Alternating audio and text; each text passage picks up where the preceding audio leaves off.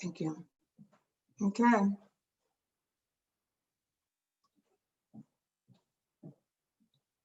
Five, four, three, two, one. Let's go ahead and share my screen.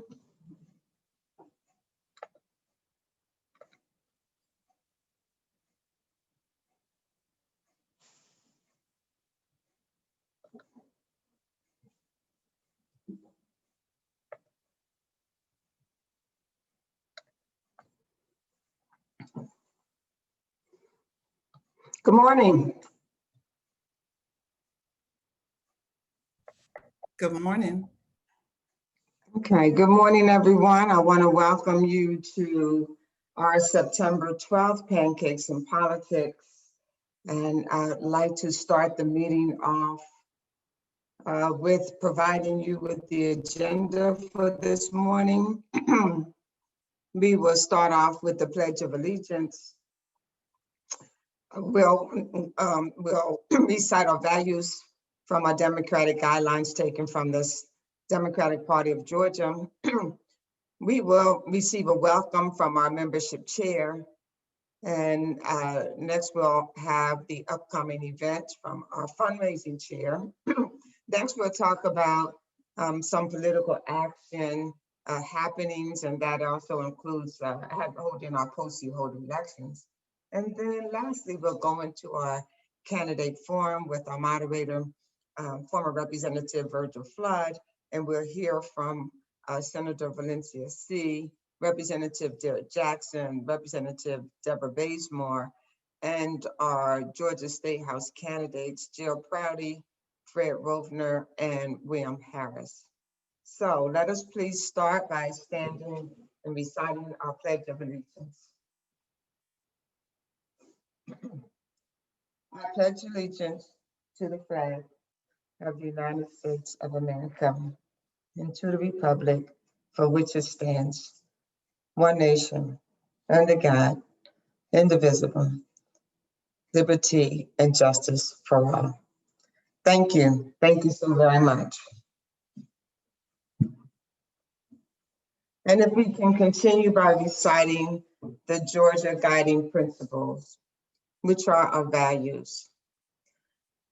Georgia Democrats believe in economic security and good jobs, quality public education, quality affordable health care, an earth that is sustainable, and equal justice under the law. And so we're going to bring Lorraine Stashko on. Lorraine, would you unmute yourself? And welcome our members for September, which is actually 2 months before the election. This is an exciting time.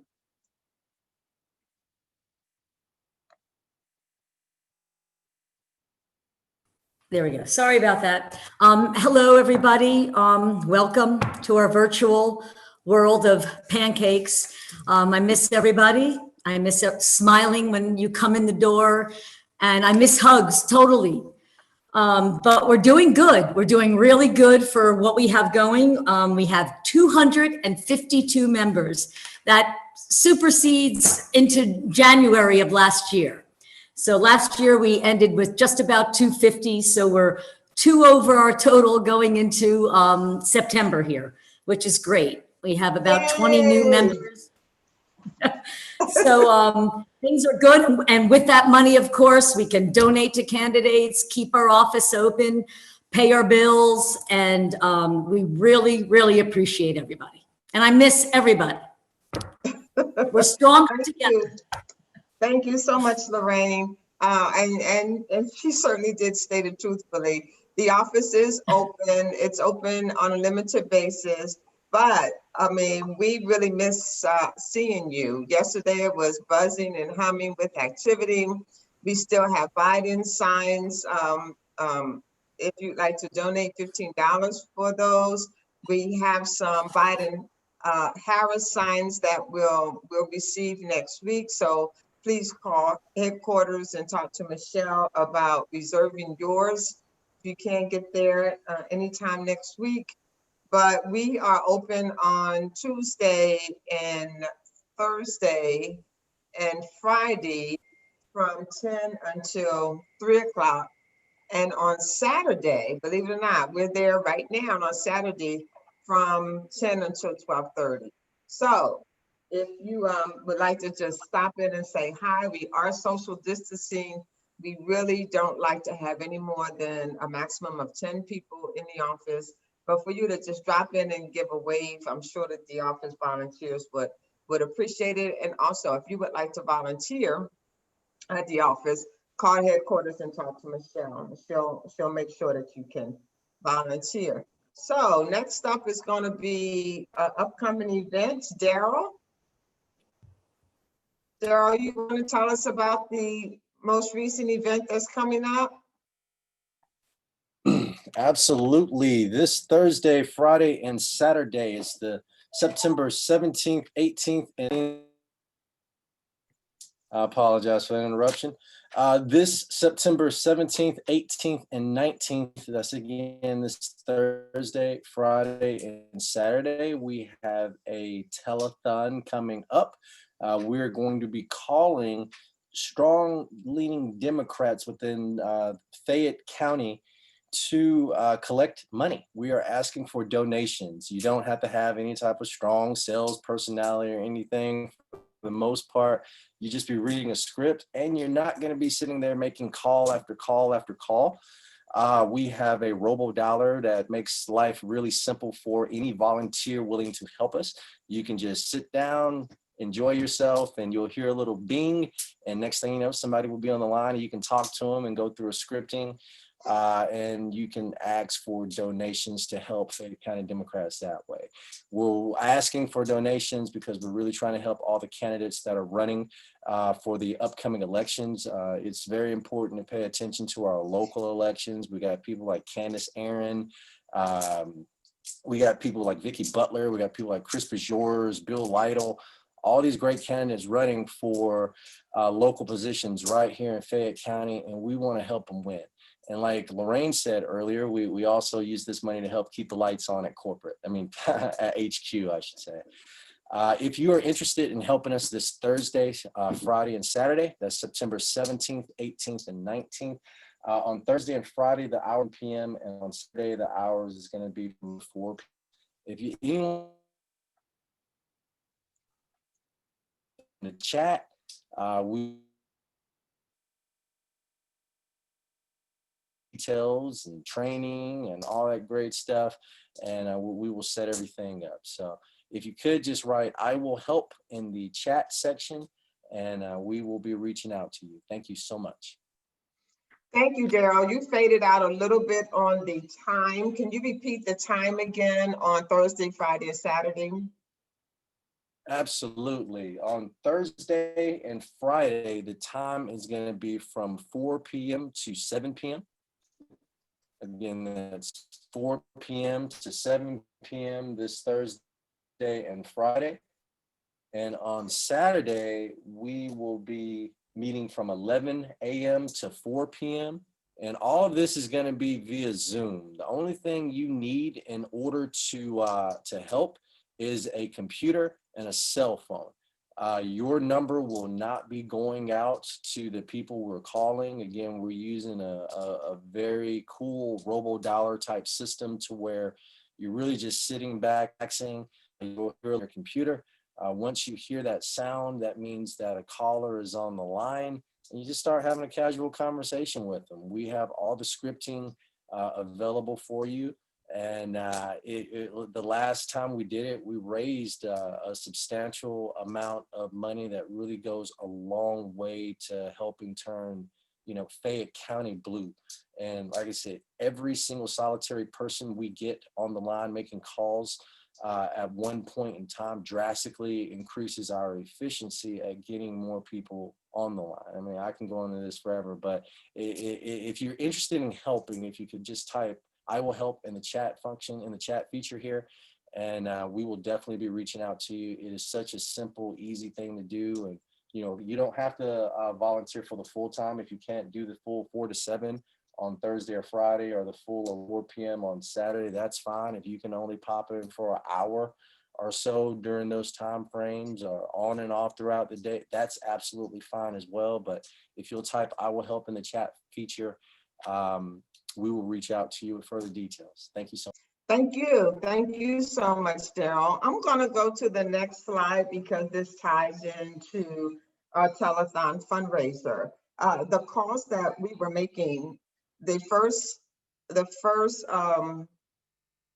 comment that most people will say, because I'm on the mailing list also for the Biden and any Democrat that's running, Warnock, Lieberman. I'm sure that we all are, because we have given to their campaigns in the past, or we are on the mailing list.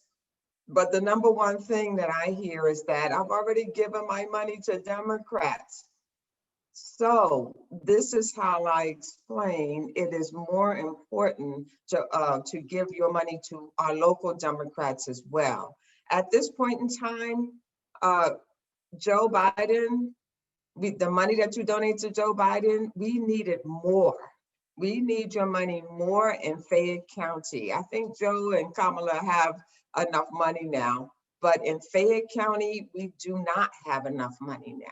And so we need your money. We're asking for a $100 donation from 100 of our Democrats here in Fayette County. That will give us the money to do this mailing that's showing up on the screen.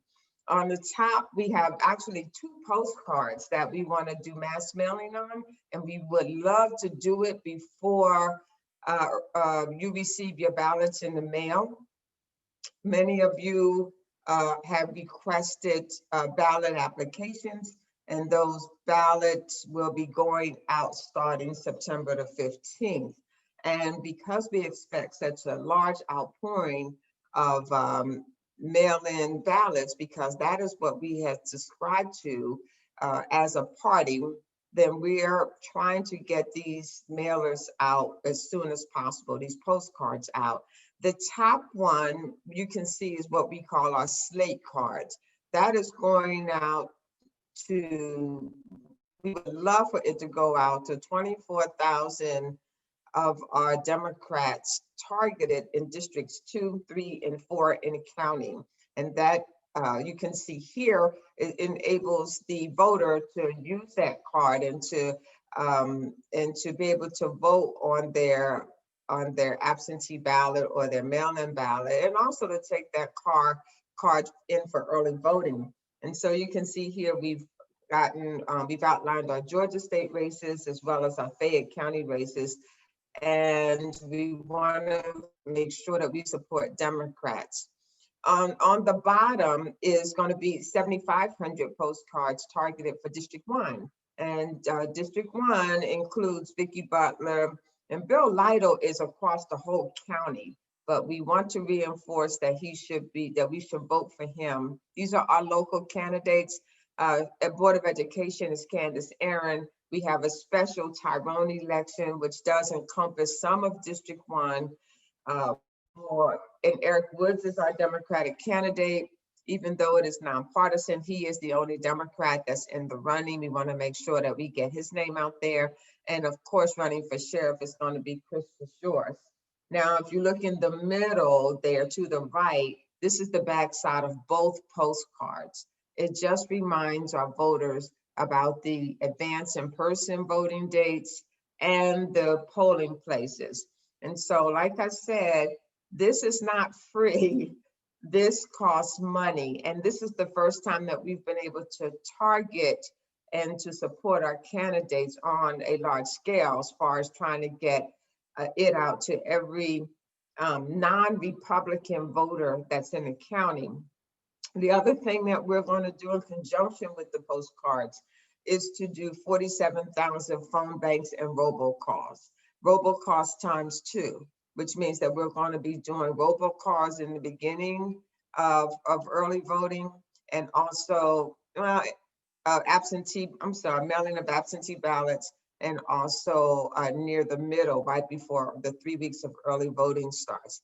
Again, we would love to have your support, not only in the phone banking, but also in your contributions. This, again, I have to stress, it is not free, but what we are doing for our candidates and to get them elected will pay out for our county in spades. So your $100 is a small investment. It's a really small investment for what we see as our future here in Fayette County. Also taking us to, all of this hard work, and we just have 2 months to do it, everyone. That takes us to the election on November 3rd. So please support us. How can you pay? You can go to our website and click donate, and you can contribute your $100 at that time. So or you can bring them to the office. And we've had a number of people, since we're open, expanding our office hours, we have quite a few people bringing their donations to us as well. So want to make sure that that you're aware of that, and many of you support us on a monthly basis. We appreciate that as well. But if you have not supported us as of yet, we need it now. We really do need it. So we certainly appreciate you in advance. So this is the part of the program that you know about political action. Political action, as you've seen in the newsletter, we've got the ballot boxes that are on the way. We're hoping to have them in time to use them during the early voting period, where you can actually take your ballots and place them into the 3 ballot drop boxes that the elections board has approved, so the county commission has approved with your help.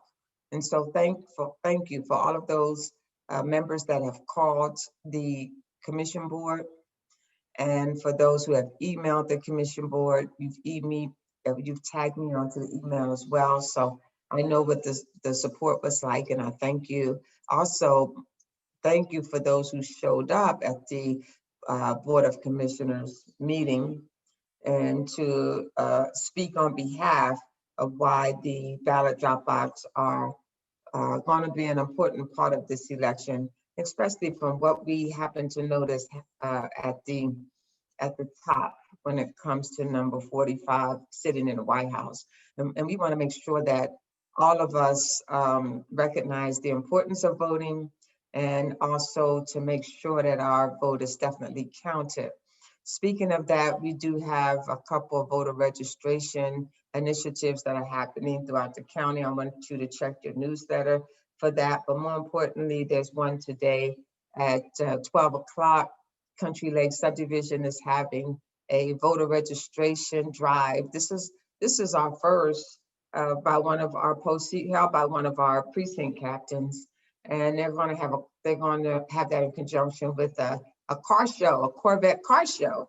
That's so they're going to have on display a number of cars, and also we have some voter registration happening at the same time. And due to the pandemic, as you can realize, that it's been very tough for us this election season, but we're not the only ones. This is a country as a whole, as far as getting our young people registered to vote. So please support the effort. If you have some friends, family who are not registered to vote, make sure that they turn out. And also just go support Brad Sanders. He's up there in District 4, Country Lake, and we're all doing the best we can to make an impact on this November 3rd election. So we're at the time of our program that we want to talk about post-C holders. And for those of you who don't know, the district, and here's a district, this is a Fayette County map on the left. We're divided up into 4 voting districts, and there's one district that is at large. These are divided up county commission and school board districts. And District 4. District 4 is our most Democratic district. And District 4 starts north of Highway 138, and it's the little purple area there, and it comes all the way down to grabbing a little part of Fayetteville. And so it is our heavily populated district, heaviest populated district as far as Democrats. District 1 is trending in that direction because we border along District 4, which is the reason why we scouted 2 candidates for District 1, one for school board, which is Candace Aaron, and the other one for county commission, and that's Vicki Butler. Now, the surprise is that if you look at District 2, District 2 is the blue area that's to the right of District 4. That part that's closest to District 4 is trending Democrat.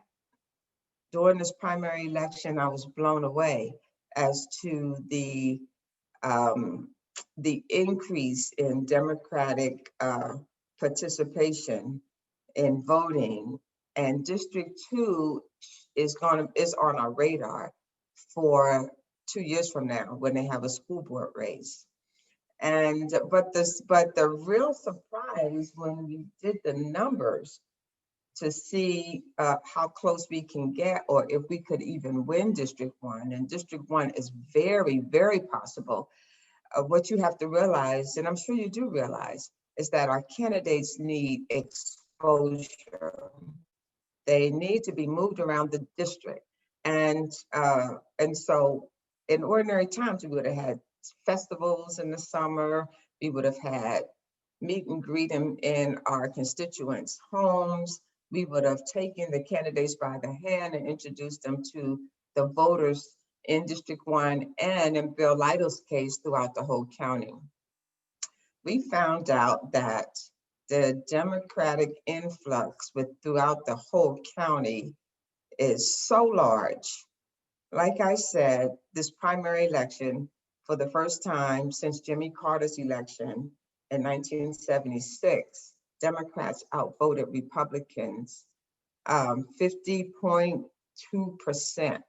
It was incredible. And a lot of that came from the voters Democratic voters in District 4.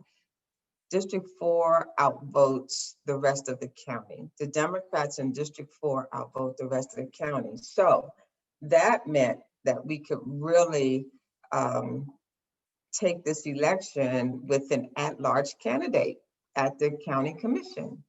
And that's when we sought out a candidate who had run before, who had name recognition and was willing to step out there and take the chance. And that was Bill Lytle. That is Bill Lytle for County Commission District 5. So what I ask of our membership and post seat holders in particular, we're getting some new ones on board, is we have got to do our part to expose these candidates. I recommend virtual house parties.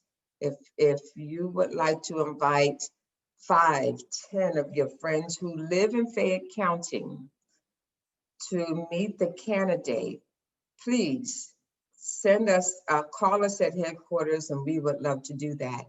No party is too small. The purpose here is to have our candidates come into the room and to meet you and answer any questions that you have, because we can't do a one-on-one, but we can do it virtually. And we expect you to also do your part and talk our candidates up, because not only is this election important for the country, but this election is important for Fayette County. And we also have our guest speakers today who are representing a portion of Fayette County at the state level. And we want you to meet those as well. But first, let's get on with the post seat holder election. Post seat holders are the organization's decision-making body. They're responsible for the overall direction of the organization. Policy holders must be deeply committed to the development and success of our organization. And in FCDC, there are 24 post seat holders elected by you, the general members. They are the group responsible for voting on the executive committee position, the chair, the vice chair, the treasurer, secretary. They are also the group that votes on motions proposed during the FCDC business meetings, and they also approve our budget. They're elected to serve 4-year terms, and that's during the gubernatorial year and also the presidential year. And right now we're upon the presidential year. Their responsibilities, they are expected to maintain a party membership in good standing each year. They are expected to attend all business meetings, which are quarterly, and also their support is necessary in all of our monthly meetings as well. They are expected to participate in our FCDC activities, and more importantly, to provide leadership within their own neighborhoods and regular spheres of influence to further the goals of FCDC. And so, membership, I would like to introduce you to many of to the candidates who have put their names in, as far as they would like to be elected to hold positions of a post seat holder in your district. And in District 1, I'm just going to name off the districts and the seats, and then we'll just come back and we'll have them speak to you about who they are, and also why you should support them, and how they would best support the district in regards to FCDC. So in District 1, the seats that are available are seat 2. Seat 1, District 1 is Sarah Faruqi, but seat 2 is newcomer Eddie Davis. Seat 3 is being held by Virgil Flood, but seat 4 is newcomer Jacqueline Howell. In District 2, we have seat 1, Heidi's chosen to remain in her seat. We have seat 2 is going to be in Vivian Beverly. Seat 3 is Peggy Ham. Peggy Ham is chosen to remain also. And we have seat 4 is Jimmy Hoff. In District 3, we have residing in seat 1 is Chandra Wright. Residing in seat 2 is Nathan Poland. Residing in seat 3 is Lorraine Stashko. And newcomer for seat 4 is LaShawn Jones. In District 4, we have two open seats are still available, but residing in seat 2 is Daryl Lewis, and residing in seat 4 is Kim Bryant. The bylaws also state that for that at-large District 5, we have 8 post-seat holder positions. And so seat 1 is Bill Grable. Seat 2 is Tish Nagiji. Seat 3 is Bryce Remke. Seat 4 is newcomer Angela Wingate Haynes. Seat 5 is Michelle Walker. Seat 6 is newcomer Sharon DeHaven. Seat 7 is Anthony Belcher. And we have an open seat in open position in seat 8. So if we can please go ahead and have them introduce themselves to you, and we'll start with District 1, and that would be Eddie Davis. Eddie, please introduce yourself to the membership. Good morning, and good morning again to the Fayette County Democrats. My name's Edwanya Davis. I go by the name of Eddie. And first of all, I'd like to say thank you, Carolyn, for this opportunity, and thank you, Fayette County Democrats, for allowing me to speak. While I'm new to the Fayette County area, I am a longtime faithful contributor to the Democratic Party. I have been working with the Democratic campaign or the Democratic Party, I would say, for over 30 years. I retired from federal service back in 2017 and recently relocated to the Fayette County area. I recently married my husband, Greg Davis, who lives here in Tyrone, Georgia, and he's lived here for a long time. So collectively, he and I together, we have 3 kids, 6 grandkids. So, we're happy about that. But when I was with the federal service, I'm happy to say that I was able to achieve the highest grade of a civilian with the federal service, which was a GS 15. And in that capacity, I functioned as the regional director, and I also function as the deputy director of contracting for the United States Army Medical Command. But what's more important is not what I've done, is what I'd like to do with the Fayette County Democrats. My heart is with the Fayette County Democrats and Democratic Party in general. I believe that we can turn the party blue, but I also believe that we can be better when we are stronger in numbers. In the past, I've worked with membership. I've worked with the fundraising, and I also had the opportunity to be a campaign manager for a person who was running for a local office in Richmond County and in Columbia County in Evans, Georgia, and I was involved with the Democrats back in San Antonio, Texas, when I lived there. So I came here with the understanding, and I told my husband before I moved here that I was coming to jump on board. So even before we married, I found out who the Democrats were, came, paid my membership, met Lorraine and Carolyn, and pledged to get involved. And that pledge runs deep within my heart. I think you all know that where our country is right now, that we all have a heartfelt responsibility to do better, and we can only do better collectively if we work together and take this country in another direction. So I think that I can help with that with the local Democratic Party. My heart is with membership. My heart is with going out, doing whatever it takes, finding new members. And I'm a hard worker. I am committed, and I am loyal and faithful. So thanks a lot. Thank you. Thank you so much, Eddie. Can we please hear from Jacqueline Howell, District 1? Good morning, everyone. Jacqueline Howell here.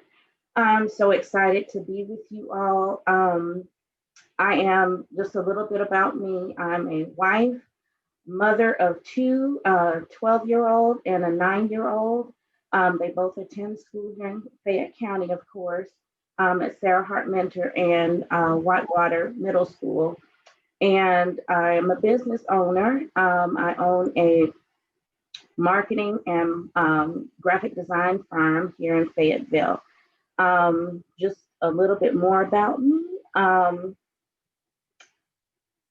I'm looking forward to connecting with each and every one of you all and helping to push forward some positive initiatives. I think the current state that we're in requires it, it mandates it, and we should all be, like Ms. Eddie said, working together to create sustainable and positive change within our, not just our communities, but in our county, and then further out into Georgia as a whole. And I believe someone said earlier, we are stronger together. And I wholeheartedly agree with that. We are stronger together. And in order for us to all live the life that we're supposed to live, we have to, 1, get along. We have to, 2, be able to recognize differences, but also appreciate those differences that we hold with each other. Because I believe that diversity, it takes all kinds, and it takes a village to create that holistic approach, not just for our children, but for our children's children. And I look forward to working in any capacity that I'm tasked with. I have diverse gifts and I'm just ready to use them. And I appreciate your time and just availing yourselves to the cause and to the Democratic Party. So thank you. Thank you so much, Jacqueline. Can we hear from District 2 candidate seat 2, Vivian Beverly? Good morning. Can you hear me? Can hear you fine. Thank you. All right. Good morning, everyone. My name is Vivian Beverly. I've been a member in the Fayette County community for probably since 2012 now. And I'm married.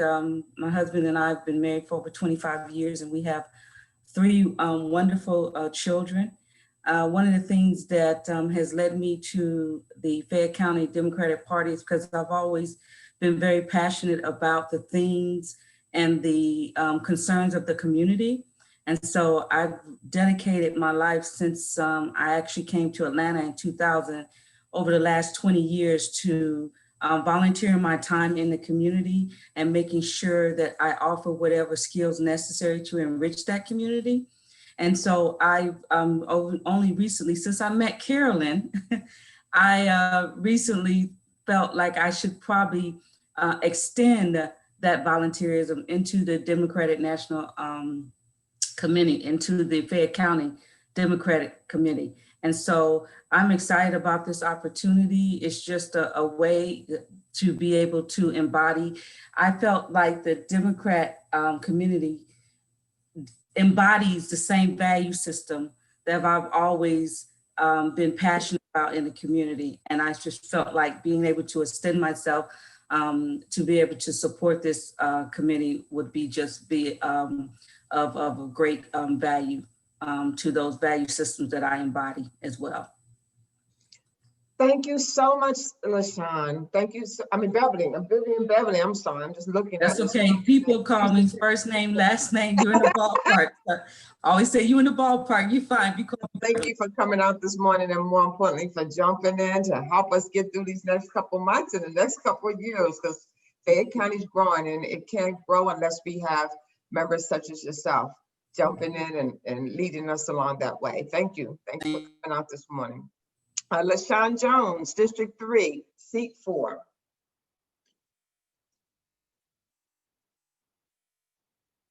LaShawn? I'm sorry. Good morning. Good morning. I don't know. Am I on camera? I can't see it. Yes, you're fine. Okay, great. Just wanted to make sure I was there. I don't see myself. Usually it shows me a picture of myself. Okay.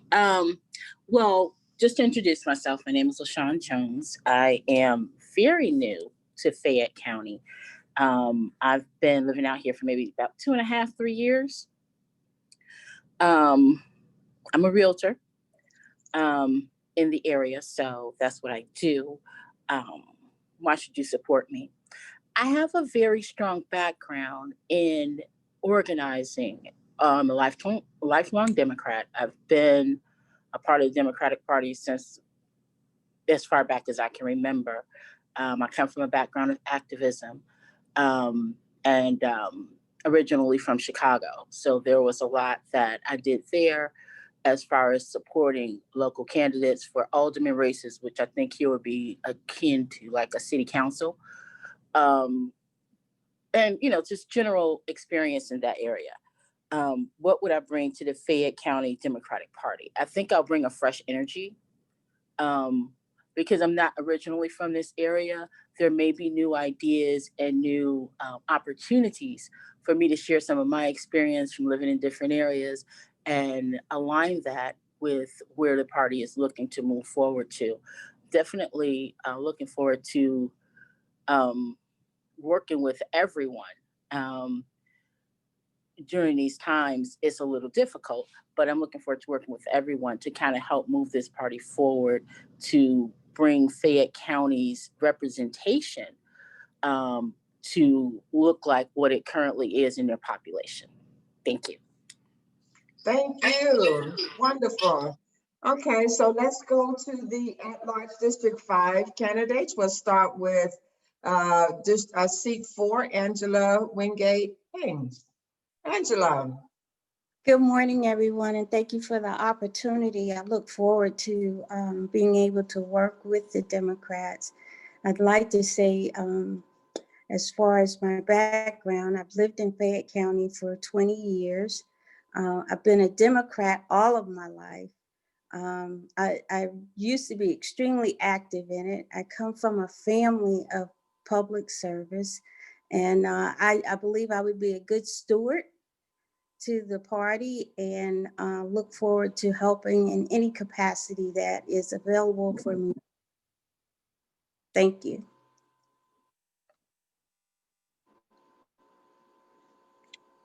Okay, great. Thank you. Thank you, Angela. And then our last candidate is going to be for seat 6, and that's Sharon DeHaven. Sharon, welcome. Thank you so much, and good morning, everyone. My name is Sharon DeHaven, and I have lived in Fayette County for 20 years. My family, my husband, son, and I moved here in 2000.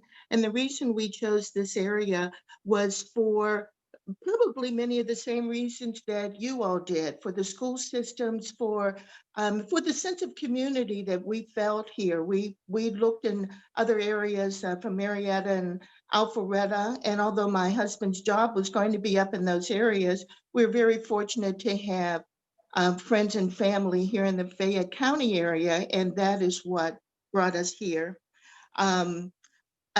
And also very fortunately, my husband and Carolyn Flood went to college together at Hampton University, and we made friends with the Floods through our sons when we first moved here, and that has also helped us be involved with political campaigns. I was heavily involved with Poda Constant's election opportunities here in Tyrone for the 2 times she ran, as well as for her successful win as a county commissioner. So we've been involved with Fayette Dem since we've moved here from early on, including supporting Virgil Flood's campaign is running. I'm originally from Pennsylvania, and I come from a long line of political activists, both Democratic and Republican. From my great-grandparents down, they worked hard as far as making sure that their views were represented. Many of you may also have folks who were supportive or are supportive of the Republican Party as the party of Lincoln. So one of the things that I've learned over the years is to appreciate and value different opinions. Personally, I don't think that having 2 parties really represent all of the views that we all may have. So one of the things that I am very encouraging of is unity in the community. We're going to have differences of opinion, but that doesn't mean that we can't be good neighbors and supportive of all that will make this county great. So thank you all so much for your time. I look forward to serving, and I hope everyone has a great weekend. Thank you. Thank you to all of our candidates. As you can tell, that I'm excited about the future of our organization. It's in good hands, and I'm excited about what the prospects are. We're going to get busy and go right to work. They'll be hearing from me about scheduling meetings to develop tactics to handle the deluge of voters voting that's going to happen here in the county for November 3rd. So I'm excited, but we have one last piece of business from the membership. And if we were in person at IHOP, then I would ask you to stand up and enthusiastically elect these candidates by acclamation. So I'm going to do something, I'm going to play around with polling. And I'm going to ask each of you to, all of those in favor of electing these candidates by acclamation, Show your support by responding enthusiastically to the poll. Yes.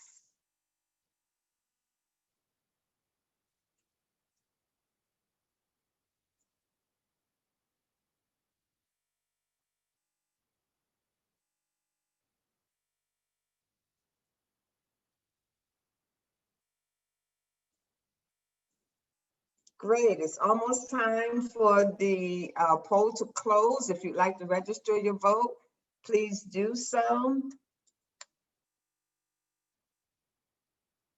All righty. I would say this ends the poll. Thank you, thank you, thank you, thank you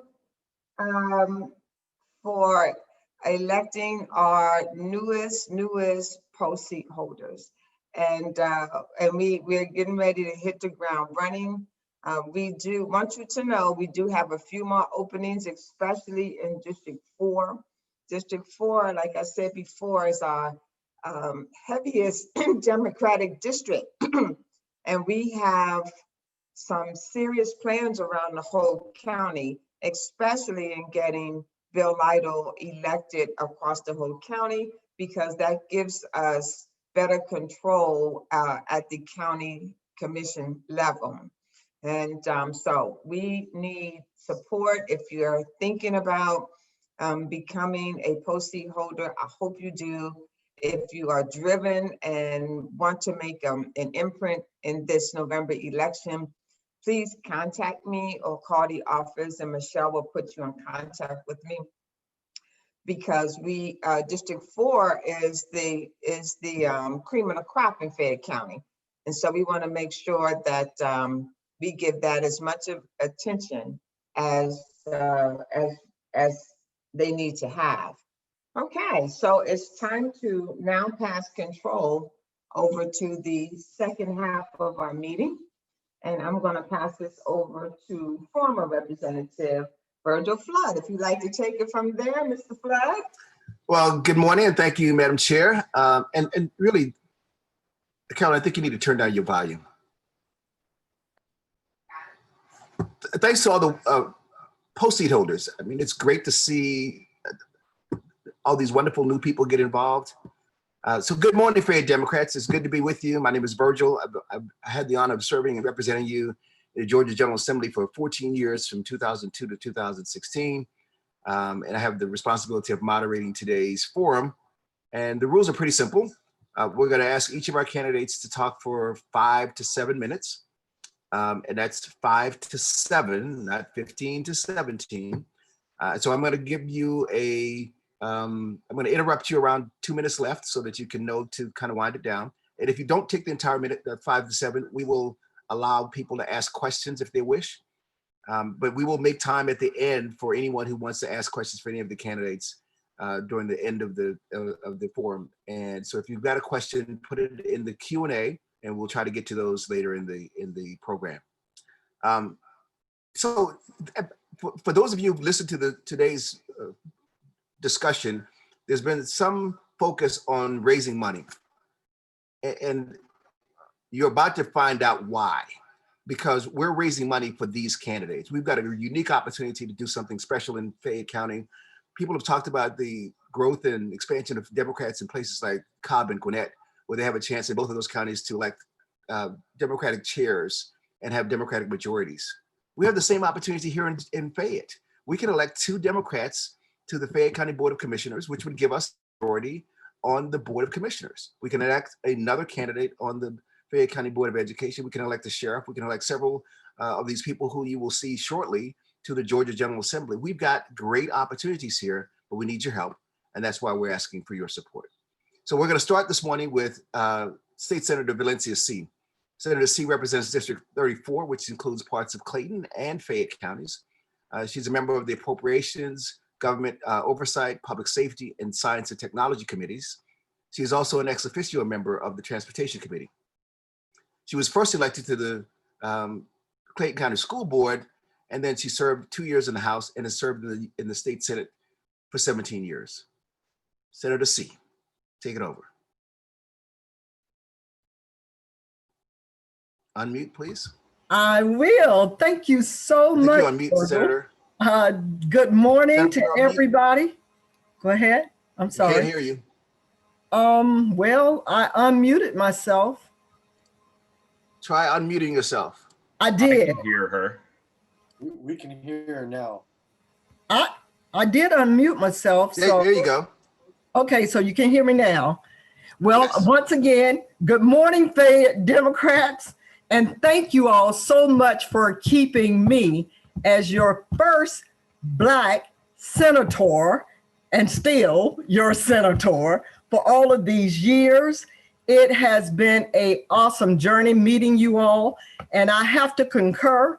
It does take funds, but I'll let you in on a little secret.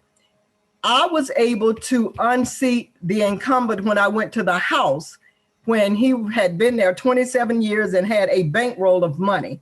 I had very little money, but I got up every morning, hit the street corners with my sign, vote for me, Valencia C. That was what I was yelling. And to God be the glory, I am still standing in the Georgia General Assembly. It is so important, and I'm gonna finish mine up quickly because I love to talk, but vote the ballot down the line every time. Many of you have heard me say that time and time again. I know for a fact, because I pulled the stats, in my Senate district, which Fayette has half and Clayton has the other half, we have not turned out the vote like we should and could since Barack the first time. Okay, which tells me the numbers are there and we are consistently growing. And I am so proud of Fayette and what you all are doing, because it is time to turn Georgia blue. I want to make sure we know that it is so important. All we have to do is take vote with us to the polls to vote. And if they're going to be voting by mail, we got the mail drop going. We need to make it happen. It is no excuse this time around. The leadership today has shown us who they are. I don't like who they are. So how do I show my dislike? By voting the ballot down the line every time. If there are questions, I will take them. Thank you, Senator. There are no questions at the moment, but again, if anyone wants to ask Senator C a question, or any of the other candidates that will be speaking momentarily, please put your questions in the Q&A, and we'll make sure to come back around at the end to ask questions for all of the candidates. Okay, then can I just say one last thing then? Sure, you've got a few minutes left. 2 minutes, okay. Candace Aaron, you all heard me talk about the bill I had dropped year after year about the changing table for disabled children. That was my Fayette County person that had reached out to me and I had been working with. And I had planted a seed some years ago telling her she needs to get involved. She's down there in Fayette, I represent Fayette, but she finally stepped up. So thank you all for the recruitment efforts. She called me and said, I know you had told me, but I finally did, and I'm running for school board. We need to make every one of these candidates victorious, and we can do it. We just got to vote. Thank you again. Absolutely, I agree with you 100%. All right, Senator. So next is State Representative Deborah Bazemore. Representative Bazemore is from Liberty, New York, and has a business degree from Strayer University. Representative Bazemore was first elected to House District 63 in 2016. That district includes parts of Fayette, Clayton, and Fulton counties, and she's currently serving on the Human Relations and Aging, Intergovernmental Coordination, Natural Resources and Environment, and the State Planning and Community Affairs Committees. Ladies and gentlemen, Representative Deborah Bazemore. Thank you, Honorable Virgil Flood. Good morning, Fayette Dems. I am so excited every time I come before you all, and I'm excited to have been all my life a Democrat and proud to serve Fayette County, a portion of Fayette County. And as you heard, the different committees that I sit on, and I'm going to try to be quick. I'm also Assistant Deputy Whip for the Democratic Caucus. I also chair the City of South Fulton House Delegation, and I'm on the executive team for the Georgia Legislative Black Caucus, which is the largest Black caucus in the nation.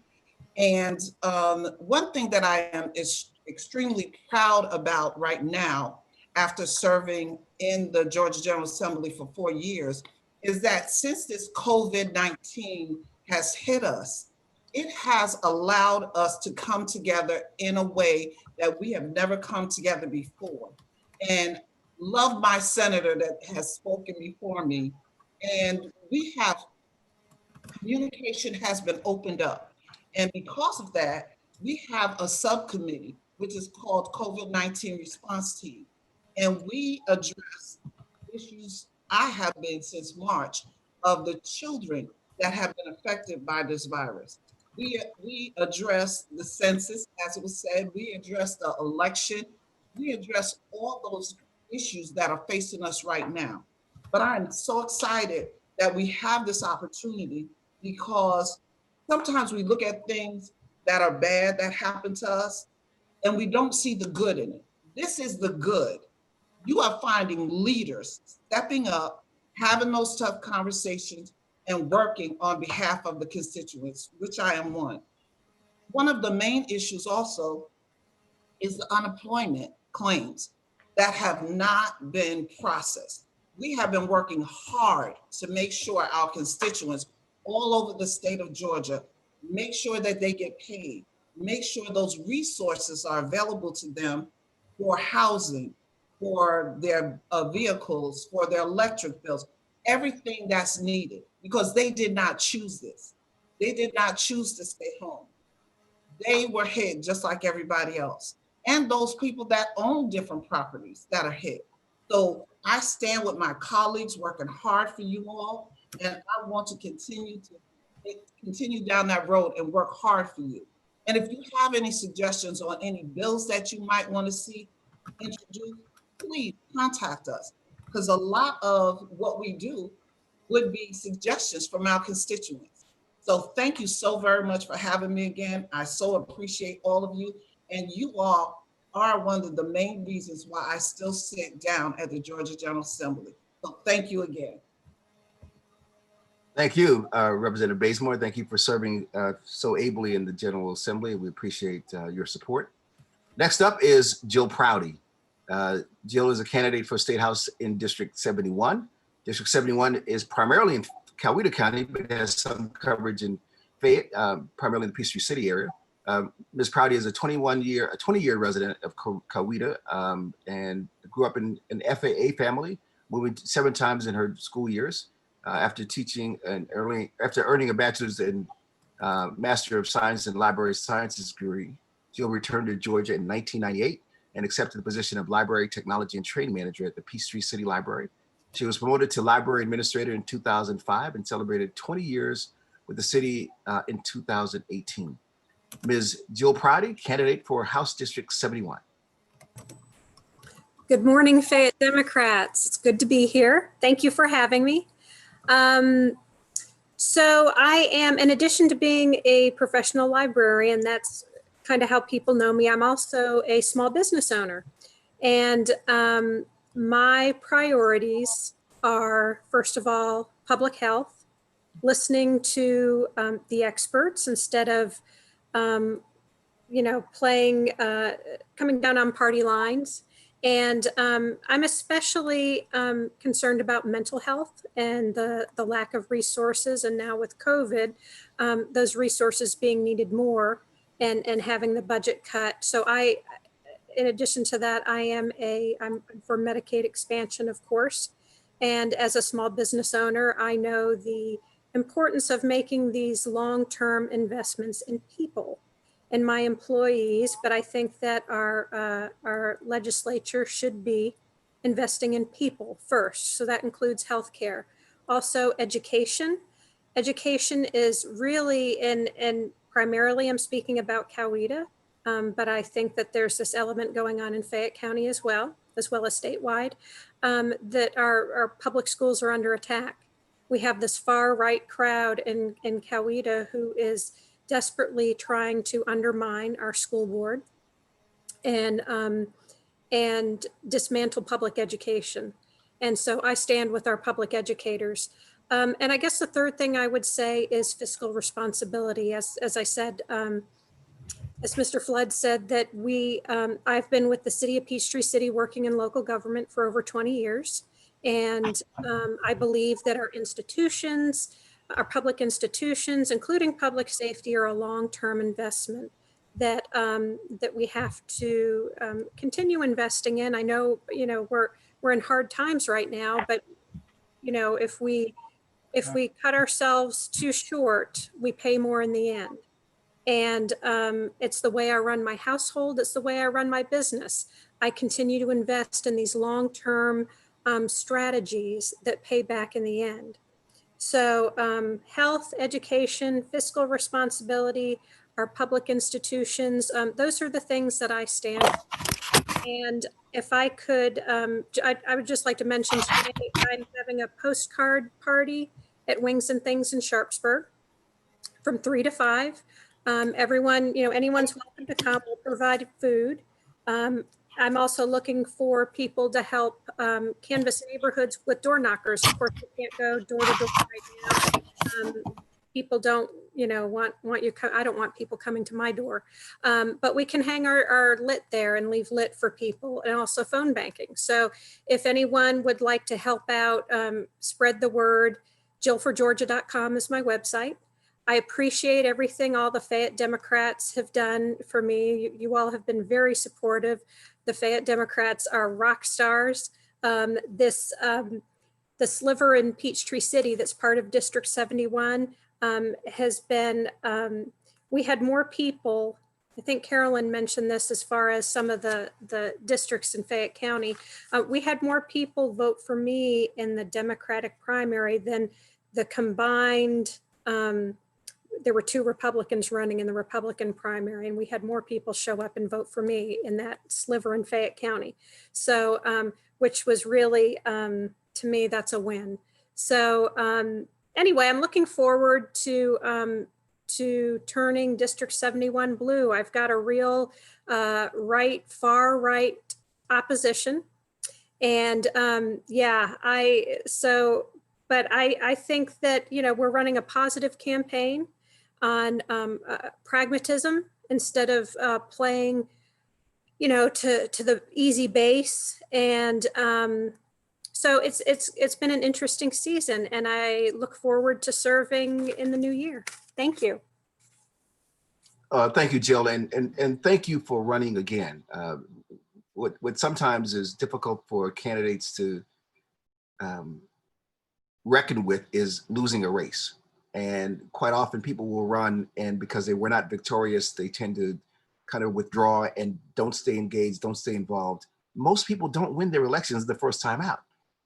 And as many people as you think you get to know so many more people when you campaign, when you're out there talking to folks, when you're going to churches, when you're going to sporting events, when you're going to campaign activities. It's just so important to stay involved and stay engaged. And so I appreciate you making the effort to run again. Again, as a reminder, if you have questions for these candidates that we will ask at the end, please put them in the Q&A, and we'll get to them after we finish. So next up is Mr. Fred Rovner. Fred is also running for a seat in the House, and this time in District 72. That district is primarily in Fayette, but also includes part of Coweta. So it's flipped, mostly Fayette and some Coweta. Although Fred has lived in and worked in District 72 for nearly 20 years, he's been he's dedicated his life to serving his community. Mr. Rovner's professional experience includes working as a nurse practitioner, an educator, and a soldier.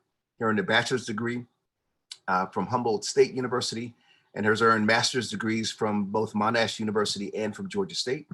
Fred served our country in the U.S. Army and in the California National Guard. Ladies and gentlemen, Mr. Fred Rovner. Yeah, hi, am I off mute? You're good.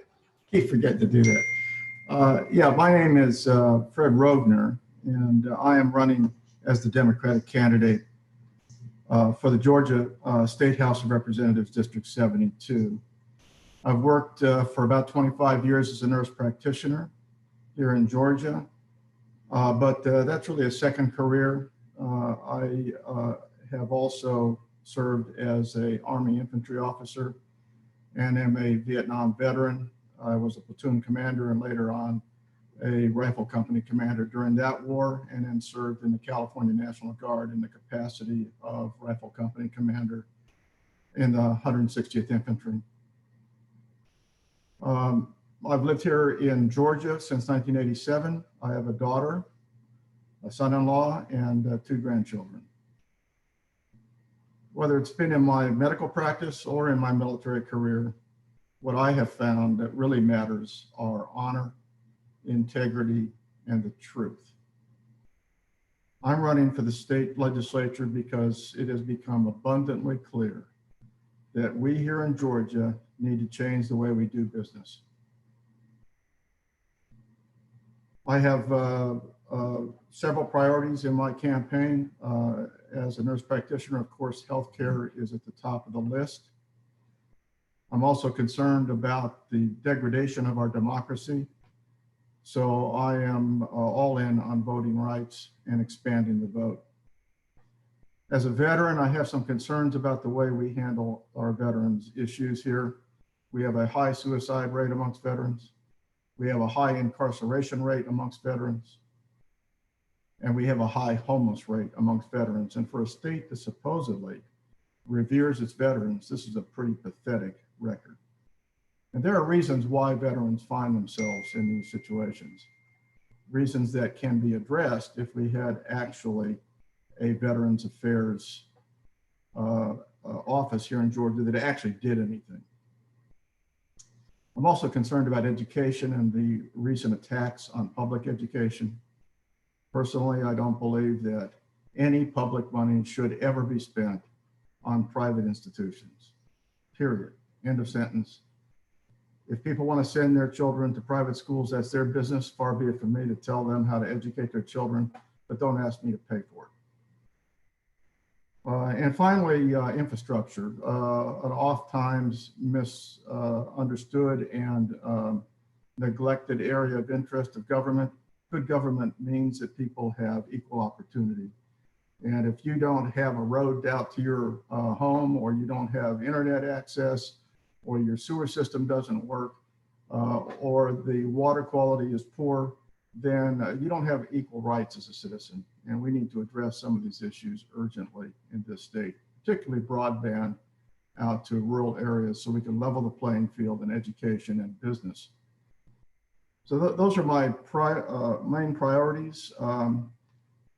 In terms of health, which is probably my most important issue, on my opponent's watch, we have watched Georgia become the worst state in the union and one of the worst places on the planet, frankly, for maternal death and infant mortality. These are the ways in which everybody who does this knows we judge a healthcare system. So don't tell me we have the world's best healthcare system when we have the highest maternal death rate of anywhere in the United States, because we don't. I'm pretty concerned about interference and unnecessary barriers placed in the way of women's health. And I'm surprised that women aren't more concerned about that. But if you tried to interfere with men's health the same way our state legislature has tried to interfere with women's health, you'd have riots on your hands. So that's an area that needs to be cleaned up, and we need to get government out of the way of women and out from in between women and their healthcare providers. As far as voting rights are concerned, listen, do we have a democracy?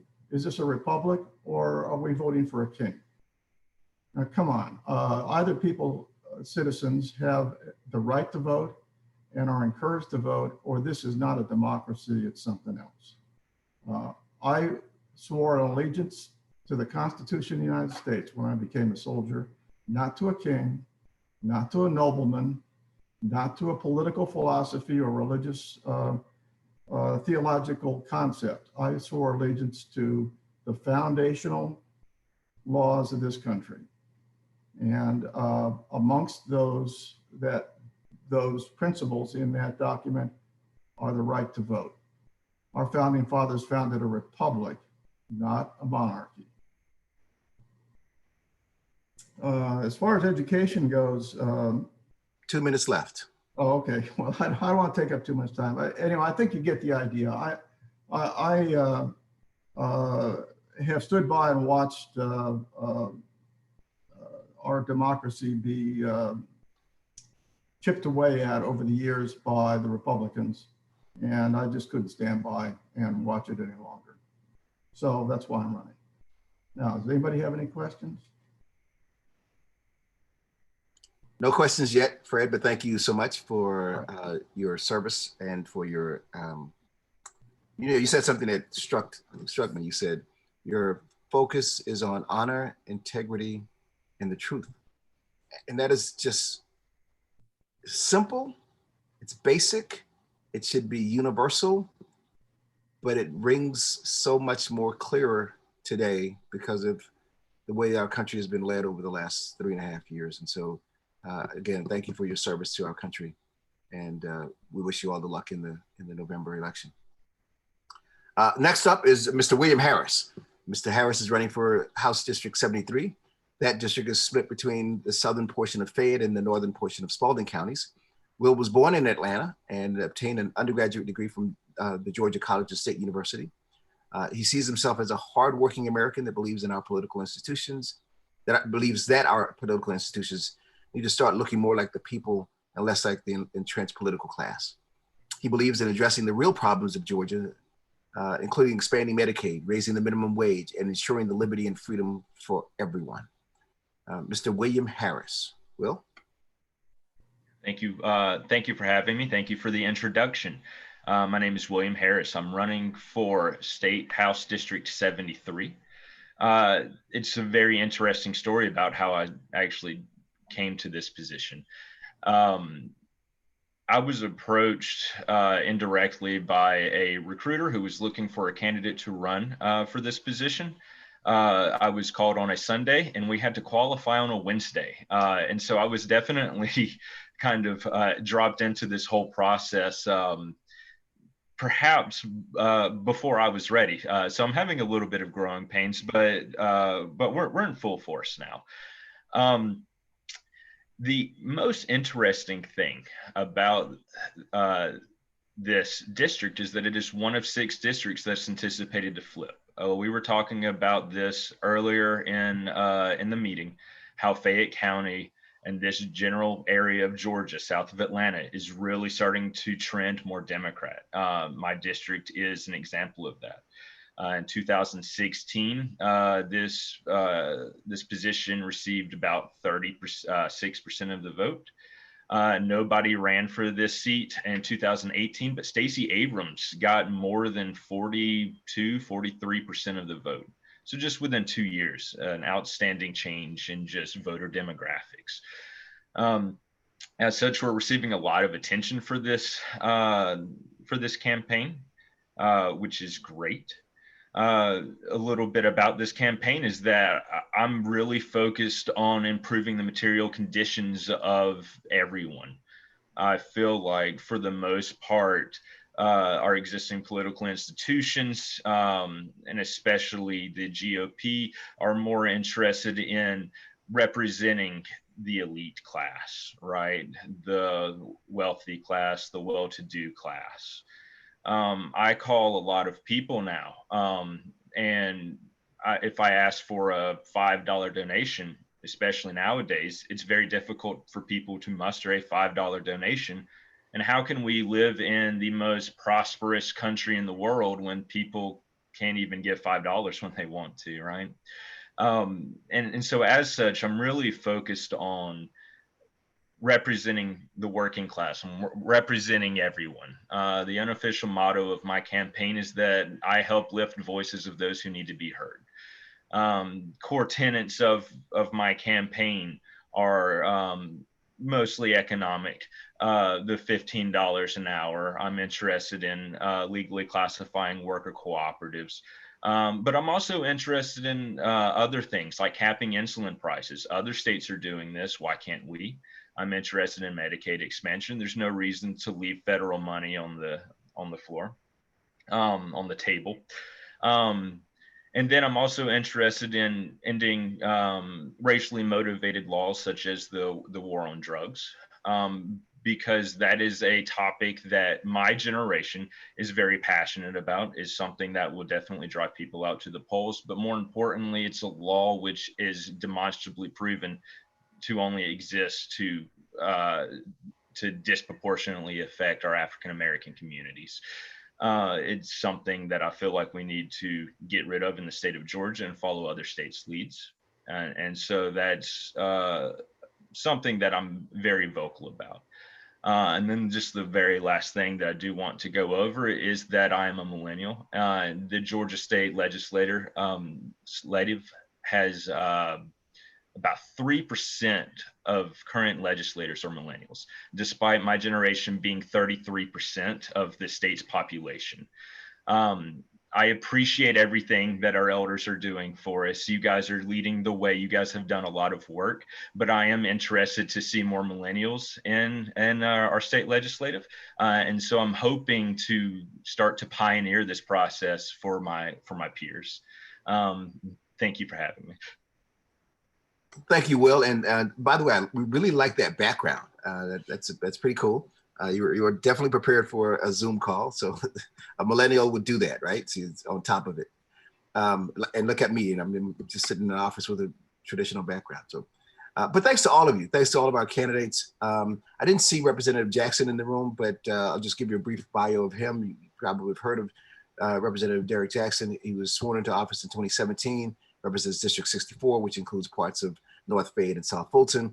His committee assignments include Defense and Veterans Affairs, Energy, Utilities, and Telecommunications, and State Planning and Community Affairs. He's a retired naval officer.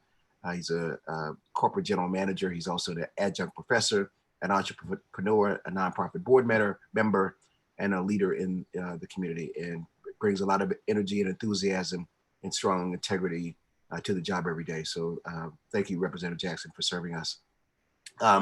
We've talked a little bit about the significance of these races, and we talked about the opportunity to flip the Board of Commissioners in Fayette, but let it not be lost, and I think Representative Bazemore alluded to this as well, that there's a chance to flip the Georgia House of Representatives, and it's because we've got candidates that look like the people that you see on the screen. A diverse slate of people by age, by gender, by race, and by thought. And that's what represents all of Georgia. We continue to beat the drum about Georgia being the best state in the country to do business.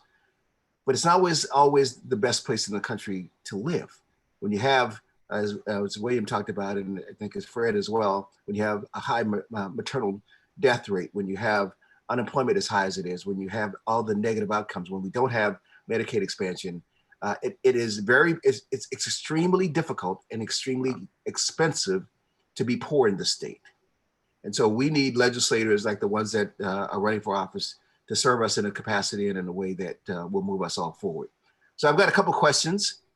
There's Derek Jackson. Mr. Jackson, can you hear us? Representative Jackson. Hey, Virgil, can you hear me? I can hear you now, sir. I just introduced you, so if you want to say a few words, you can take it away. I'm going to put you on the clock because I know how you are. You can go now. Hey. Well, first off, good morning, everyone. Sorry I'm a little late. We're at this Joe Biden and Kamala Harris kickoff. Someone graciously volunteered to open up their barbershop to pass out signs, and there's maybe a dozen folks here. So I was speaking to them as well, talking about get out the vote and how, it's one thing to, have a hashtag saying enough is enough and fed up, et cetera, but it's something else to be registered to vote and get out and vote. So I'm out, as you know, Virgil, this business all too well. It never stops. And so I'm out here putting up the good fight and encouraging everyone that they must get out and vote. But I'm also encouraging everyone to do the census before the end of this month. They advanced the deadline. The deadline is September 30th, and so that you can do it electronically. So you can go to mycensus2020.gov and to complete that. Fayette County, relatively speaking, when you look at the 159 counties, we're doing relatively well. I think it's the last time I saw, we were up north of 75%. We want to get in the 85 percentile, but we can't do that without your support, ladies and gentlemen. Completing that census is so vitally important to complete your census, because those are federal dollars that should come back to the state to enable us to facilitate those mandates that you want us to, take care of, from public education to healthcare to infrastructure, etc. But so those are my 2 call of action. Please, ma'am, please, sir, complete the census before September 30th, and then be registered and be ready to vote October 12th. Now, I said October 12th because that's the first day of early voting. You don't want to wait till November 3rd. If you go to early vote and you encounter a problem, that leaves ample time for you to resolve that situation, so that way your voice will be heard and counted. Well, thank you, Representative Jackson, and thank you again for your service, both to the district and to the country as a naval officer. We've got some time for a few questions, and so I'm going to start with a question for everyone. And the first person I'll ask to respond to this is Senator C. And that is, if you are elected, in this case re-elected, what is the 1 or 2 most important issues that you will tackle in the next General Assembly session? And that's for everyone, starting with Senator C. Thank you, Virgil, for that question. I put in the chat box that the speech language pathologist flew me up to DC because we wanted to have a compact bill where we have shortages here in Georgia. If you are in surrounding areas or in the military or any other place and you are licensed to practice, then you should be able to practice here in Georgia with that same license. That's what that bill did. It passed the Senate with no opposition. It passed the House with no opposition. But what happened? The governor vetoed it. So I will be working on that again for the industry. Full disclosure, my daughter is a speech and language pathologist in private practice, and there is a shortage and a need. But for whatever reason, it's going to require me to go back to work and deal with that again, as well as working with Candace on the changing table bill again. She was getting some more information and some more advocates. So it takes years when you don't have the power, but I do believe we're going to go blue and get the power so we can make things happen for all of Georgia. But those are 2 of my priorities that I have on my list. Great, thank you, Senator. Representative Bazemore, what about you? What are the 1 or 2 things that are high on your list for the next session? So the first thing that I've been working on since I've gotten down at the Georgia General Assembly is predatory lending. And so I'm so excited that I saw one of the candidates has that background, and I can't wait until she's elected so that she can help me move this bill forward. Because as you know also well that when you are not in the majority, that you can get a hearing or you may not get a hearing. And a lot of times it's just to save face or to just show that we really are working with you when we're not. So that bill has been sitting out there. And as I said in the chat, I know that we're going to flip the House. And so we also are going to change some of those horrendous bills that were pushed through that adversely affect our communities. So that is priority number 1 for me too, to make sure we change those bills back and make them better so that our constituents are not hurting. Thank you. It might not surprise you to know that the very first week that I was in office, predatory lending was a big issue, and it's still a major one for a lot of folks around the state. So thank you for continuing that. Yes. Representative Jackson, what are the things that are on your list of priorities for the next session? Yeah, I definitely agree with my colleagues. We're going to flip the House blue and definitely rescind these horrendous bills. But I think my main priority will be Medicaid expansion. This pandemic has really exposed how fractured our healthcare system in Georgia. I just learned that 2 more hospitals have closed. And so Medicaid expansion would be first and foremost. There should be no reason why north of 70 plus counties of 159 counties do not have a pediatrician. And then women's healthcare in the state of Georgia is like ranked number 40, 41 out of 50. It's just, and so it's one thing to be the best state to do business, number 1 state to do business for the last 7 years.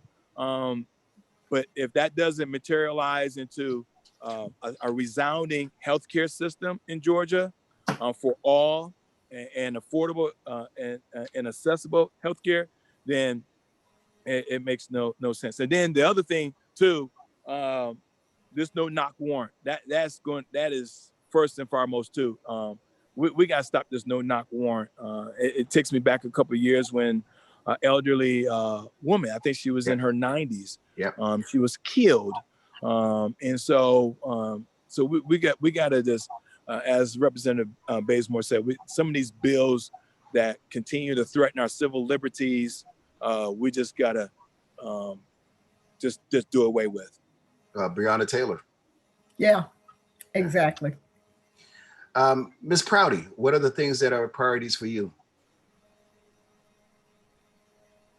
Thank you. I have a real heart for improving mental health services in our state. My mother suffered from depression off and on her whole life, and she took her life in 2003. And of course, it was devastating. But I can tell you, we pay a lot of lip service to mental health. Yeah. There's a problem with continuity of care. There's also a lack of psychiatric beds in our state. So I think probably my biggest priority, the one that I have the biggest heart for, would be working on continuing the work on the certificate of need process so that we can get more psychiatric beds. Coweta County has tried to get a psychiatric hospital here, but through that certificate of need process, it keeps getting held up and denied. So, and yet it's hard to get somebody, it's hard to get a bed for somebody in this area. And oftentimes it's over an hour away. So that's something that is really important to me.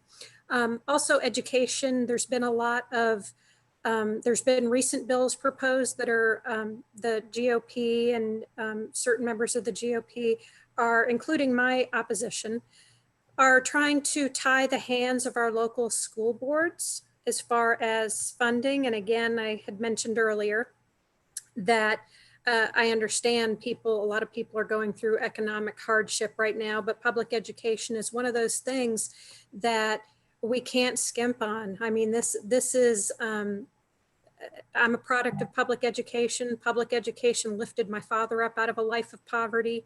It's so important for our children. It's important for the success of our communities. And there's this real effort. And again, this most recent bill, and I can't remember the number, but they're really trying to tie the hands of our local school boards and trying to demonize them, that they're stealing from the taxpayers, when in fact, again, it's one of those long-term investments in our community. So those probably would be my biggest two. It's hard to pick just two because I'm for Medicaid expansion too, but I'm trying to tie mental health in there with it. So there you go. No, thank you, Jill. And you brought up something that I think all of our listeners should be well aware of, or should know, that in Fayette County, there was a bill passed, a local bill in the General Assembly that would essentially cap property taxes, which sounds good on the front end, that you would limit the ability for your taxes to go up after you purchase your home. But the downside is that it means that the state or the county will have less money to provide services for teachers, for classrooms, for students. And so while it may sound good to begin with, it is a horrible idea. Capping taxes has not worked anywhere it's been tried. It was probably the greatest contribution to California's almost bankruptcy a few years ago because of a property tax freeze. It sounds good. It doesn't work. It does not work. So don't allow yourself to be pulled into this discussion that saving or capping property taxes is going to be beneficial for you. It may save you a few dollars, but it will destroy the public education system in Fayette County, which has been the reason that we've done so very well over the last few years. So sorry to get on my soapbox, but next we'll go to Mr. Rovner. Fred, what are the couple things that are most important for you if you were elected in District 72? First, am I, oh, okay, I'm not on mute. First, Mr. Harris, Mr. Jackson, and Ms. Prouty have, I agree 100% with everything they've been talking about. And I also, by the way, Virgil, I like what you have to say too. So anyway, the priorities, I think I made it kind of clear earlier that healthcare is a major priority of mine. And I just want to second what Mr. Harris and what Mr. Jackson said about hospitals. I work in emergency medicine. Even an old guy like me, I'm still get myself out of bed and go to the emergency room or to a clinic someplace most weeks. But we've closed, under the watch of this governor, we've closed 9 rural hospitals. Now, you might say, well, okay, there's small hospitals in rural areas, maybe they don't really need them. Well, that's not true. They do need them. But more importantly, or as important, these are major employers in their districts. So you're dumping jobs and you're limiting healthcare. And what could save them? Medicaid. Now, why we didn't expand Medicaid, it just defies anyone's idea of economics. I used to, by the way, prior to my going into medicine, I did teach political economics. I have a little bit of a background and a master's degree in it. And I'm telling you that the arguments against Medicaid don't make any sense, especially since the feds are going to pick up the tab. Why we didn't expand it is just beyond my understanding. Even if you are a fiscal conservative, it's beyond my understanding. So expanding Medicaid would save rural hospitals and improve the general health of the community. You know, we talked about Georgia being a good place to do business. Well, often that means it's a bad place to be an employee. All right, so we need to have a state that is not only a good place to do business, but a good place to live. So we can attract those skilled people and those workers that are going to manage our healthcare, our economics, our engineering, our legal system into the future. I'm going to retire pretty soon, and I would like to think that the next generation is going to be able to step up and do the job. Well, if we don't educate them and we don't provide for decent living for people, who knows what we're going to have to work with around here. So healthcare is a big issue with me. I also agree with what Jill said about mental health. That is part of healthcare. And we have managed to close down a lot of our mental health institutions, and we have turned our jails and our prisons into mental health institutions. How do I know that? Because I've worked in most of the prisons in the state and many of the jails. And you go talk to Ira Edwards, the sheriff up in Clark County, he'll tell you about 50% of his medical budget goes to mental health. Yeah. Okay. Ira's a friend of mine, and he's as miffed by this whole business as anyway. His deputies aren't trained mental health workers. They're deputies. They're good guys. They work hard. They often do risky things for the benefit of their community, but they're not mental health workers. Okay, let's get real. Yeah. The second thing is voting rights. That's the fundamental foundation on which we base our entire political and economic system. And we need to hear from all the voices in Georgia, not just the special select few who seem to think that they're better than the rest of us and should vote, while the rest of us should just keep our mouths shut and get back to work. Yeah, what they say, just shut up and play. Exactly. Yeah. So Fred, we're going to have to move on, okay, but thank you. Anyway, thank you for the time. Okay. Sure. Mr. Harris, a couple of quick things from you. Yes, thank you. I would have normally said Medicaid expansion in this situation, but that's already been touched on. So I'll stump for another issue just very quickly. We really need to pass livable wage. For the state, $15 an hour almost at this point isn't even enough, but it's something. We needed $15 an hour 10 years ago. We need to tie it to inflation. Minimum wage has not increased since 1968. That's whenever it was the highest. A lot of people don't know that. And so if you were making minimum wage in 1968, you're making more now. You were making more then than you would if you were making minimum wage today. The vast majority of minimum wage workers are disproportionately minorities. So this is something that affects their material conditions more so than other classes and communities. And then it's also important to understand that the vast majority of the wealth that's created in this country is done so by minimum wage workers. Just an interesting statistic is that, a line cook at McDonald's technically makes more revenue for McDonald's than the CEO does, right? And so if we have an ideal world where we can pass what we're wanting to, $15 an hour would be one of those positions.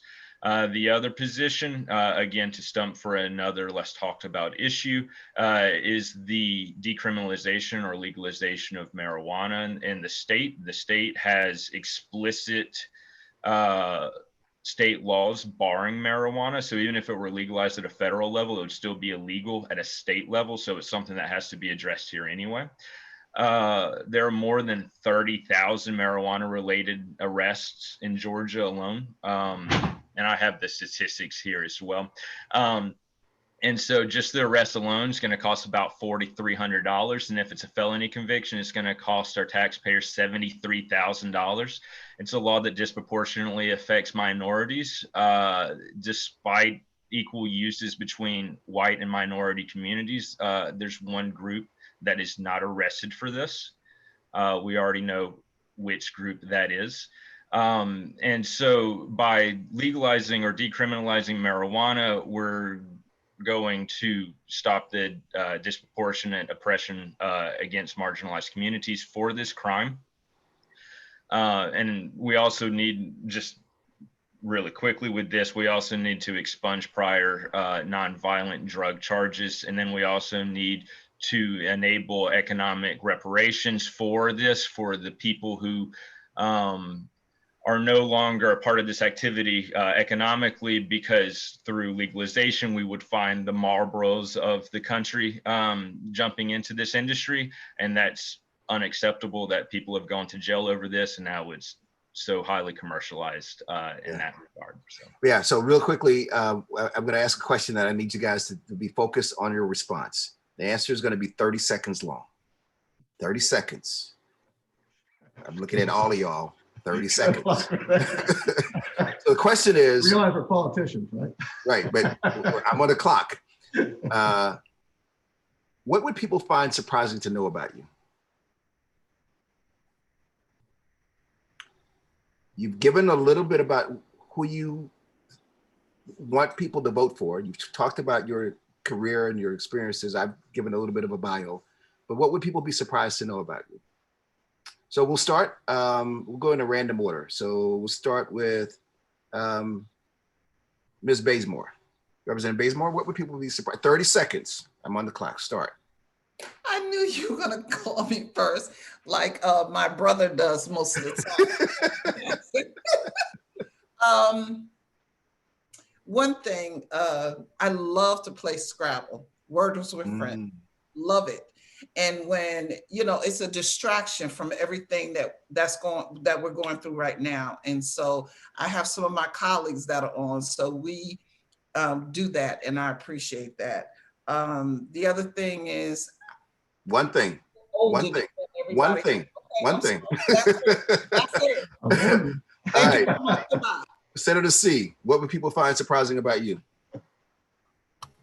that I've been married to the same guy for 44 years, and we have 2 kids and 4 wonderful grandkids. That's sweet. That's sweet. All right, Representative Jackson, what would people find surprising to know about you? That I was on a game show called Family Feud, Yes, and we I did saw it. exceptionally well. We did $23,000 and 3-day champion. What'd you do with the money? Did you keep it? Of course. I mean, you know, well, the truth be told, I had to surrender my portion to other women in my life.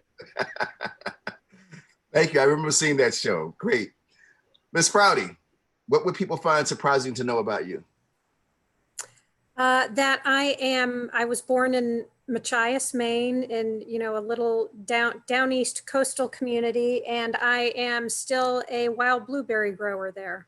The crop comes in every year, or not every year, every other year. This year was one of those years, but so it's my hometown, but I haven't lived there since I was a toddler, but I have these deep ties to that community. And as I said, I'm a blueberry grower. How's that?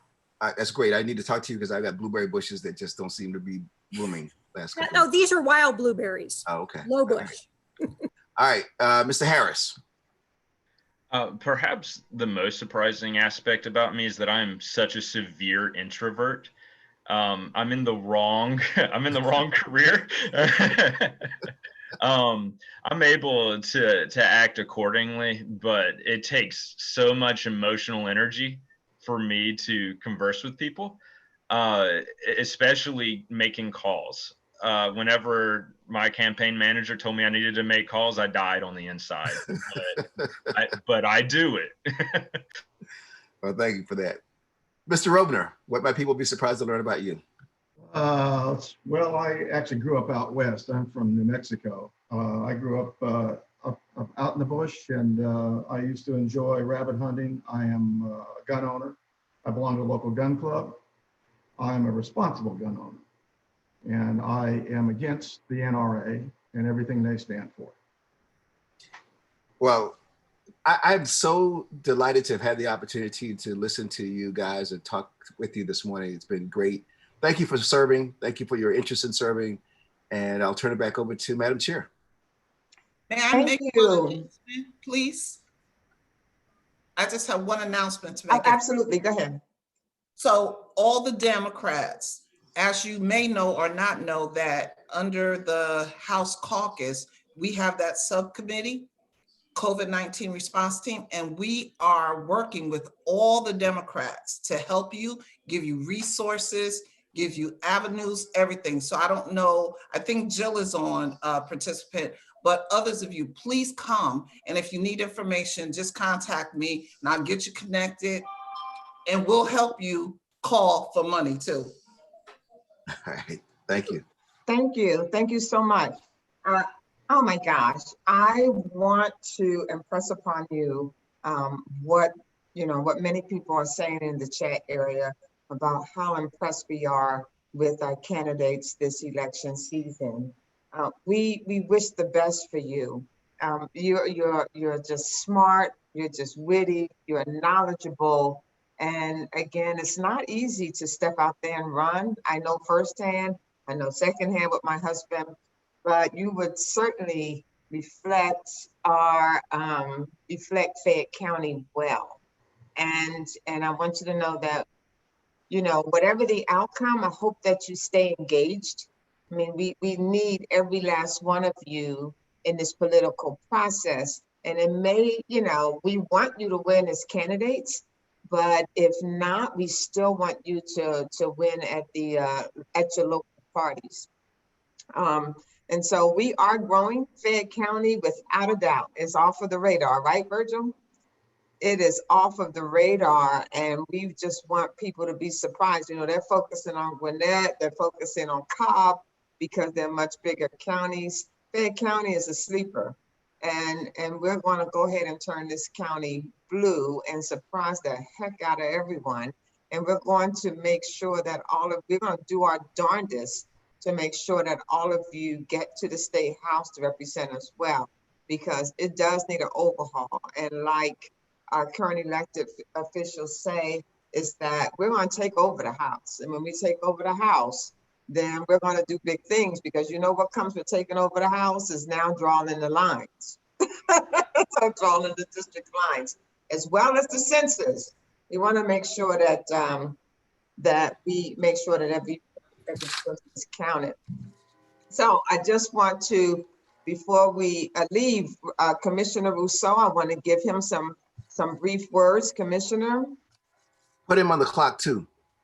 I know. Virgil, we're gonna take away your privileges. You definitely got to put Commissioner Russo on the clock. Dang, I got a double team going here this morning. Bless you all. Can you hear me? We can hear you. We can't see you, Commissioner. Okay, I'm here at the headquarters. Okay. I'm here at the headquarters assisting and encouraging Vicki and her volunteers. And since I'm on the clock, let me jump right in. Thank you. Madam Chair, we greatly appreciate the leadership you're providing and organizing and keeping us motivated and moving forward on getting these people elected and staying engaged in the issues that are before us. Let me first of all thank you and all who came out to support the efforts and the leadership of Darrell Hicks in securing the election boxes over the last couple of weeks. I don't have a status report, but they have been ordered. And we remain hopeful that they will be purchased, arrive, and then be in place in time for early voting. And so again, I want to thank you all for that. Let me share with you all that on this coming Thursday, the 17th from 9 to 1. And I sent over a copy of the flyers to Madam Chair, and she'll post it, I'm sure, on the website. From 9 to 1 at 877 Highway 314, the Olivet Church will be co-partnering with me in the Department of Public Health and having a free COVID testing pop-up site. Again, 9 to 1, the 17th, 877 Highway 314, the Olivet Church will be having a COVID pop-up testing site. And I encourage everyone to take advantage of that who feel that they need to, particularly with our young people having gone back to school. There's some anxiety of exposure. We can have our children and those families tested free of charge during that particular time. And then- Commissioner, that requires a pre-registration via the health department, correct? It does, and thank you for that reminder. It does require that. And so wanted to share that information with you all. Thank you all for your engagement with the voting drop boxes that we were successful in securing for this community. And I echo Virgil earlier. I was able to hear the issue surrounding a freeze on property tax.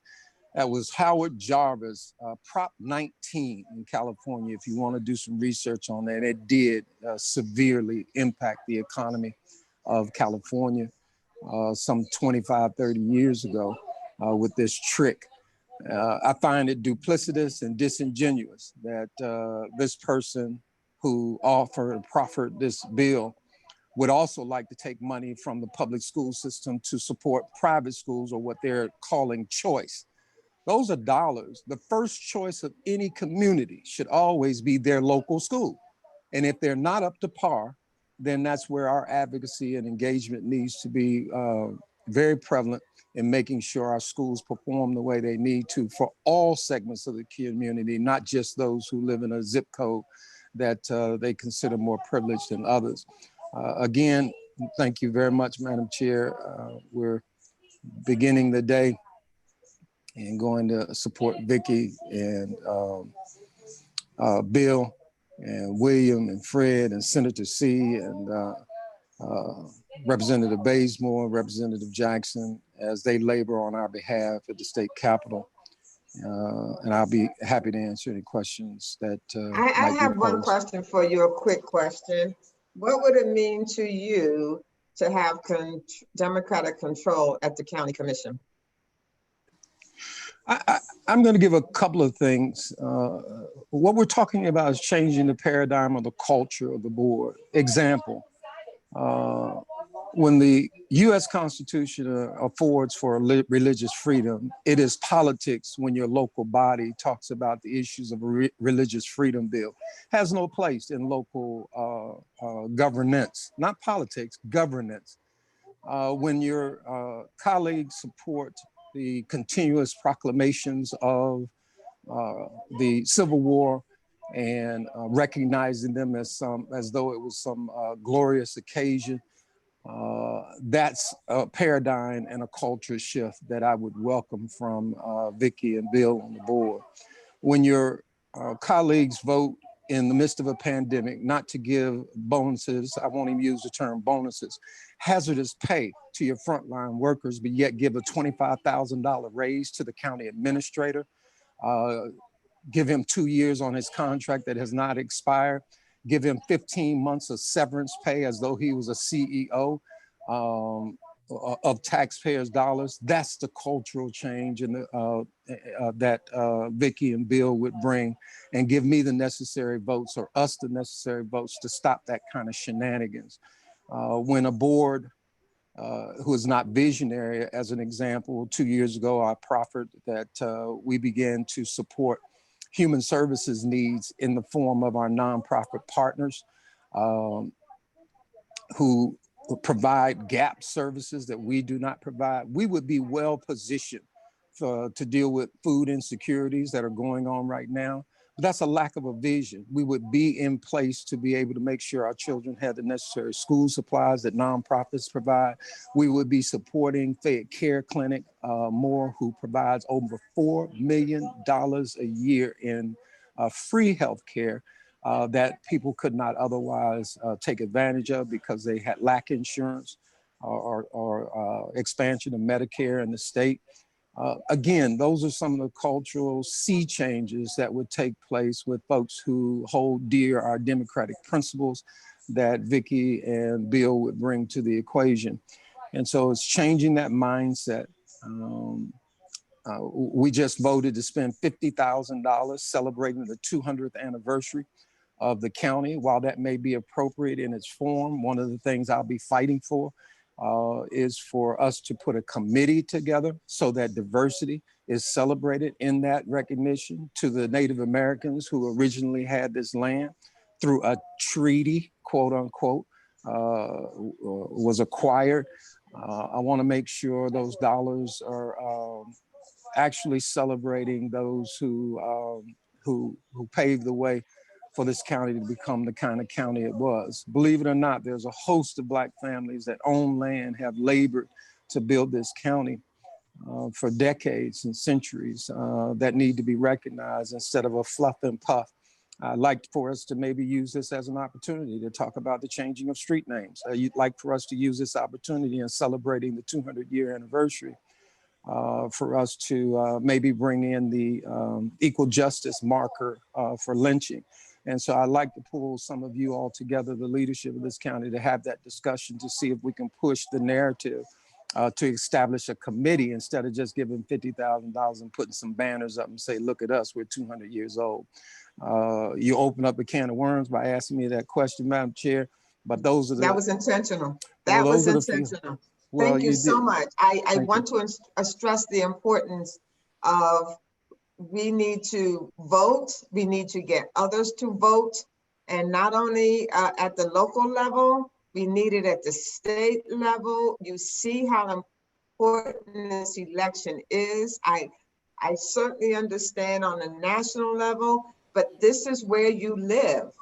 This is where you live, and it impacts us the most. Our county commission, our school board, our state, this is where you live. I want to stress that. And as often as I can get candidates on in front of our membership so that they can, we can enforce that, then I'll do it. Yes, Senator Steen. I just wanted to thank the commissioner. Even though I didn't get out the car, I did take the time to drive down there for the ballot box. I mean, I'm always there, but you know, I have health challenges. And like the millennial said, I'm one of those old school people. because back in 92, I was where you are today, Commissioner. So I know what you're going through, but try it in 92 as opposed to today. It's coming, but it's going to take a little time. But all it takes is to vote that entire ballot. If we vote that ballot down the line, keep it blue, we're going to change some things here in Georgia, and we're going to show them how to be equal in our deliverance of justice across this whole state. So thank you for laboring for us. And Senator, thank you kindly for the support you continue and the encouragement you continue to give me as we all labor in the vineyard on behalf of our communities. And let me take this moment, Madam Chair, to thank those at the state who passed the hate crime bill for you all's leadership during that compressed time. But it still was important enough for you all to bring it to the floor and bring it to a vote. And so I salute you and thank you all for the work on the hate crime bill. Okay, thank you very much. We're about to wrap up this incredible meeting this morning. The next time we come together, a lot would have happened. The next meeting is going to be on October 10th. By that time, voter registration would have ended. It ends on October the 5th. Please get your relative, your family, your friends to register to vote. We do have applications, vote application and voter turbo vote cards at headquarters if you want to pick some of those up. The mail-in ballots, so they'll start mailing those out on September the 15th.